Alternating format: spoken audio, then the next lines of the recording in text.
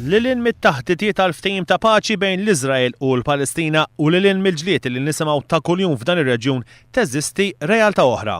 Realtà li mixejn qajr il-ħajja li l-popli ta' dawn iż-żewġ pajjiżi jgħixu ta' kuljum. Għal ħafna li segwew l-aħbarijiet iż-żjara li d-delegazzjoni tal-Gvern Malti għamel fil-jiem li għaddew fl-Iżrael u l-Palestina deret li kienet iffukata fuq laqat diplomatiċi. Iżda lilin minn dak li rajna fl-aħbarijiet, iż-żjara kellha aspett ieħor, l-aspett uman.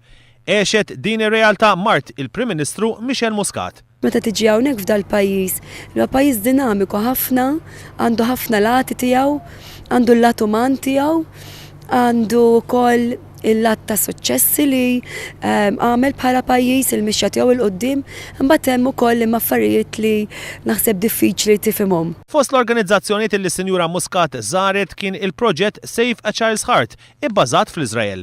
Dan il-proġett huwa wieħed internazzjonali u immirat biex jitejjeb il-kwalità tal-kura tat-tfal u jikura tfal morda b'qalbhom. Sal-lum ipprovda kura li 3000 tifel u tifla mill-Afrika, l-Amerika t'isfel, l-Ewropa, l-Asja u l-Vant Nofsani. Save a Child's Heart waqqaf fl-1995 u t-tobba li jiffurmaw parti minnu is-sena l-oħra salvaw xejn inqas minn 280 tifel u tifla. Jina kelli xorti li koll il-programm uffiċjali ovvjament tiltaqa' ma' ħafna nies, speċjalment eżempju jekk din f'Iżrael, tara ħafna proġetti li huma tjamlu b'tant suċċess, speċjalment fil-lat soċjal. Kelli xorti mmur nar organizzazzjonijiet li qed jagħmlu ħafna ġid lis-soċjetà ta' hawnhekk fejn prattikament jieħdu ħsieb lill-bniedem mitwelid sa meta kważi jmut.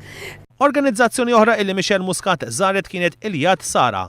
Din hija organizzazzjoni ta' ħidma volontarja fl-Iżrael imwaffqa fl-1976. Illum din għandha 103 ferat madwar il-pajjiż fejn tat l-għajnuna lil iktar minn 420,000 persuna fis-sena. Din l-organizzazzjoni tagħti għajnuna lin nies morda fid-djar permezz ta' 6,000 volontier. Fil-Palestina Michel Muscat żaret ukoll l-Ajda Refugee Camp. Hawnhekk hija iltaqet ma' dawk li jgħixu fil-kamp u esperjenzat personalment kif jgħix il-poplu Palestinjan.